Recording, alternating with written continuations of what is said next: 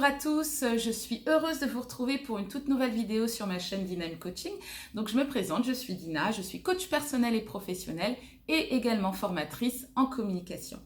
Aujourd'hui, dans le cadre de cette toute nouvelle vidéo, nous allons poursuivre dans notre thématique sur la communication et plus spécifiquement le non-verbal. Nous en avons déjà parlé, nous avons décrypté les différentes composantes de la communication non-verbale et nous avons également fait un spot sur le vocal qui compte pour 38% de notre communication. C'est vraiment très important. Et si vous n'avez pas visionné ces vidéos, je ne peux que vous encourager à le faire. Elles sont accessibles et disponibles sur ma chaîne Dina Coaching.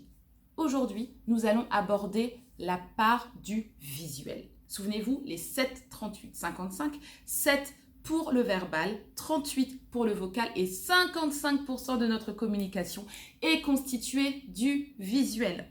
Et dans le visuel, pour synthétiser, nous allons aborder la posture, la gestuelle, l'expression du visage, le regard, également la tenue vestimentaire ou l'apparence extérieure.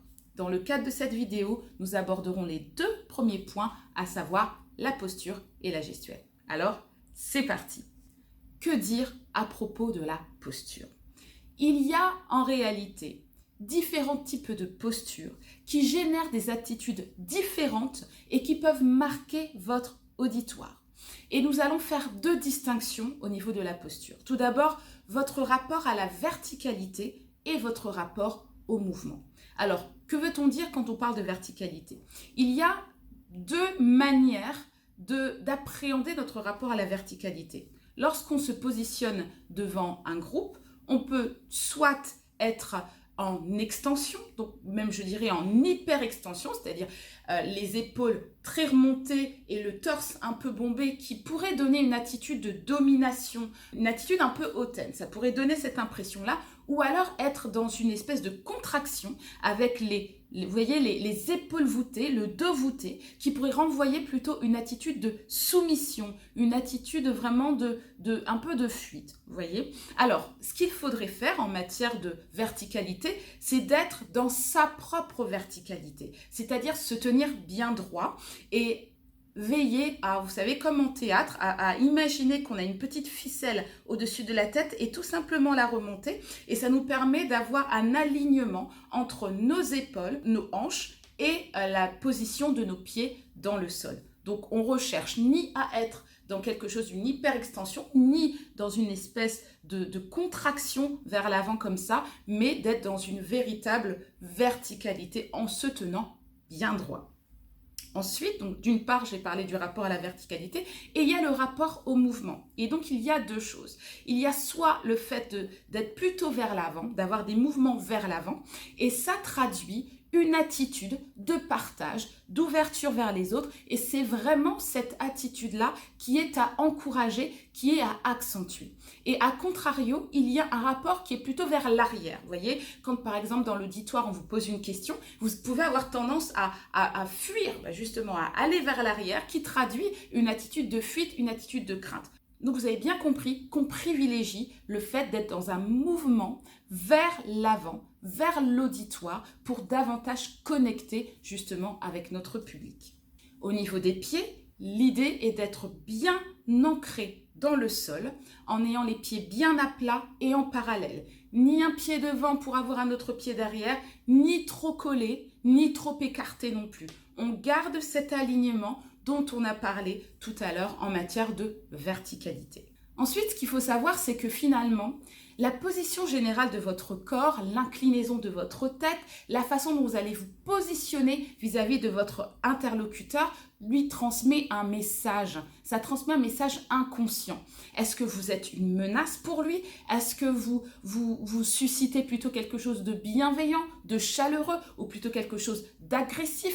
Est-ce que vous avez tendance plutôt à être avachi dans votre fauteuil, ce qui voudrait manifester une espèce de crainte, une espèce de peur de votre part? Est-ce que vous êtes plutôt en train de croiser les jambes, de croiser les bras, ce qui voudrait peut-être traduire une espèce de fermeture? Vous voyez, toutes ces attitudes que nous avons au niveau de notre posture traduisent de manière inconsciente l'état dans lequel nous sommes sur un plan émotionnel, sur un plan psychologique. Sans même prononcer un mot en réalité, nous sommes capables de lire un certain nombre d'informations à travers l'attitude de notre interlocuteur, d'où la nécessité de veiller à la manière dont nous appréhendons ces choses. Donc si nous avons un dos droit, si nous avons les pieds bien ancrés dans le sol, si nous avons les mains contrôlées et un regard non fuyant, c'est autant d'éléments qui traduisent une confiance en soi, une assurance, une solidité, une force et finalement aussi un certain charisme.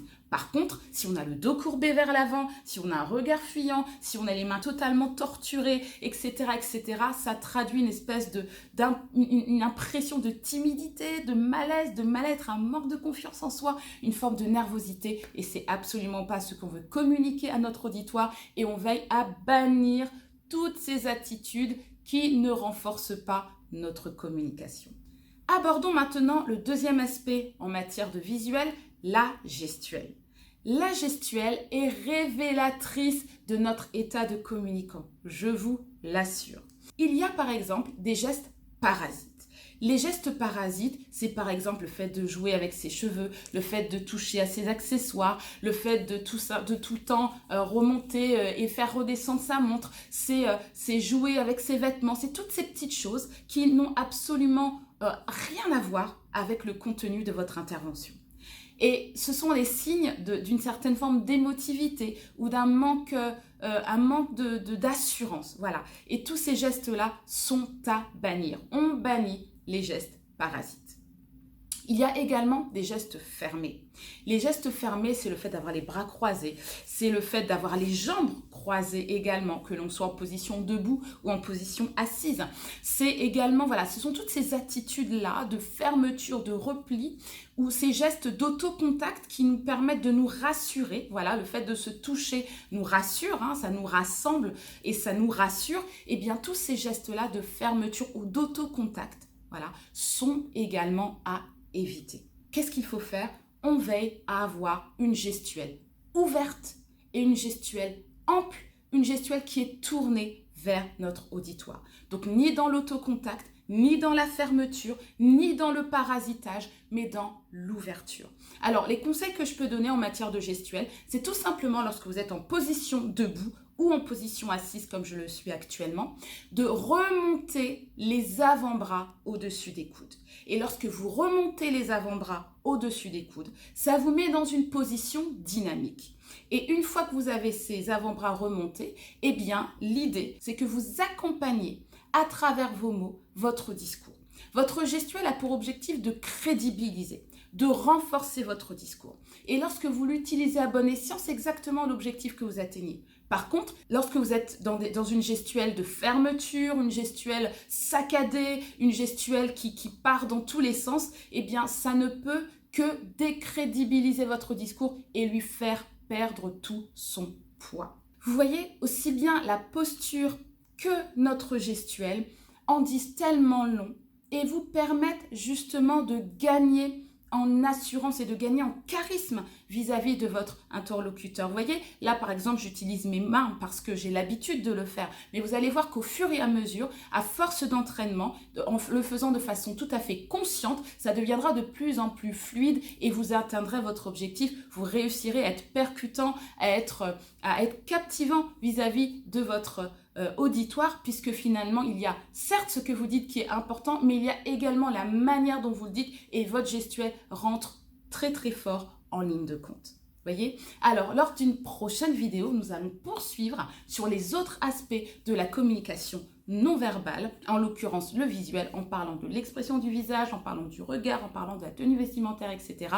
Et pour cela, je vous dis à très très bientôt, mais juste avant de nous quitter, n'oubliez pas de liker cette vidéo, de vous abonner en activant également la petite cloche pour ne rater aucune des vidéos que nous pourrons faire prochainement. Je vous dis donc à très bientôt pour notre prochaine vidéo.